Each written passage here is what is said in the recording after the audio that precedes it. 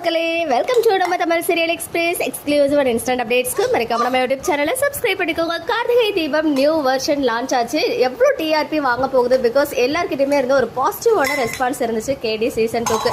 So எல்லாருமே எதிர்பார்த்துட்டு இருந்தாங்க டிஆர்பி வந்து 6+ வருமா இல்லை 5+ல இருக்குமா, அதர்வைஸ் 7க்கு போகுமா அப்படின்னு சொல்லி.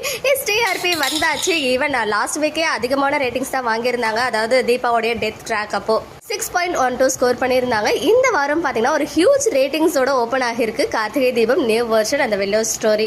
எவ்வளோ ரேட்டிங்ஸ்னு பார்த்தீங்கன்னா 6.21 ஸ்கோர் பண்ணியிருக்காங்க அர்பன் அண்ட் ரூரல்ல. அது மட்டும் இல்லாமல் ஓவராலாக டாப் 9th பிளேஸில் இருக்காங்க அண்ட் சேனலோடைய நம்பர் 1 சீரியலாக இருக்காங்க ஆஸ் யூஸ்வல்.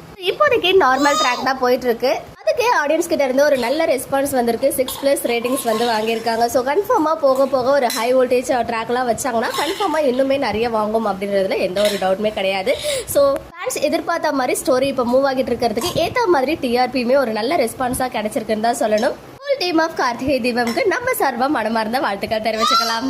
மக்களே, நெக்ஸ்ட் வீடியோவில் மீட் பண்ணுறேன். எக்ஸ்க்ளூசிவ் அப்டேட்ஸ்க்கு மறக்காம நம்ம யூடியூப் சேனலை சப்ஸ்கிரைப் பண்ணிக்கோ.